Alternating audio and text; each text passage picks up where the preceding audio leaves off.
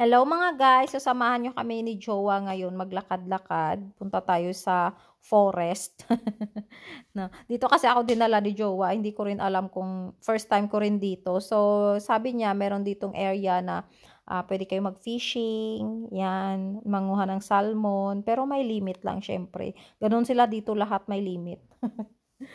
So dito nga, pwede kayo mamingwit ng salmon na hanggang 4, tapos yung 4 na salmon na yun, babayaran nyo rin sa kanila. Yun, pero hindi ko lang alam kung magkano. So, ang tawag nila sa lugar na to is Gronshon. Tama ba ako? Sa mga nakakaalam, hindi ako sure kung nabigkas ko siya ng maayos. So, ganito nga kalalaking salmon yung makukuha nyo dito. So, isang salmon pa lang, I think, cash yan. Tama, parang masasatisfied ka na kasi ang laki niya. Tapos, na-notice ko dito, guys, ang tubig nila is dark. So, para siyang nakakatakot. Para siyang red na dark, pero ang sabi ni Jowa, mineral contain ata yan ng tubig nila dito sa Sweden kasi ganyan talaga lahat. What did you say the fish do? I mean the frog. You see? The frog right the back of the mother frog. You see, there's many down there. So, after namin dun guys, dito naman kami, nadaanan namin tong training ground na pinagtitrainingan niya dati sa aso niya. Kasi yung aso na yon is wala na sa kanya, nabenta na, naging police dog na dito sa Sweden. So, isa din to sa pinupuntahan niya palagi, yung gubat na to. Yan, mga naputol na yung kahoy.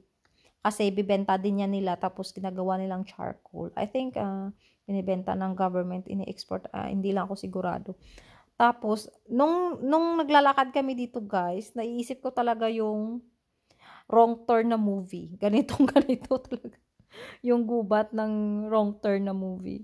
So, pag mahilig ka sa nature or nature lover ka, napakaganda maglakad dyan. Parang chill-chill lang. Literal na ibon lang yung maririnig mo. Tapos, ang ganda ng ano kasi hindi siya madamo. Yan. Yung kahoy, wala masyadong sanga. So, makikita mo talaga lahat hanggang sa kailaliman ng gubat.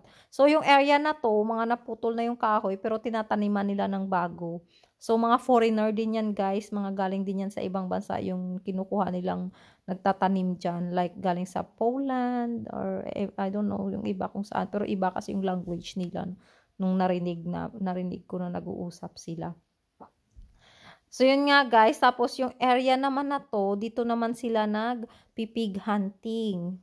Marami kasi sila ditong wild pigs. Tapos, mga fox, ganyan, mga kung ano-ano pang wild animals dyan sa loob ng gubat. Tapos, yung area na yan, dyan sila nagtatago. Kasi yung mga wild pigs, malalakas yung pang-amoy nila. So, kailangan magtago sila dyan sa taas ng parang spot nila, tapos mag-abang sila hanggang gabi kung kailan lalabas yung wild pig.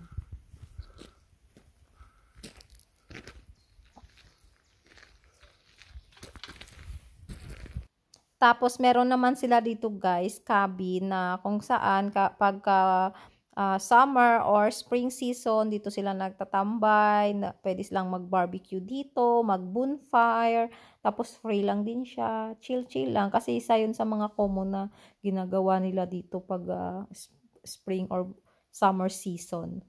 So, yun lang guys, uwi na rin kami ni Jowa. Thanks for watching, bye-bye!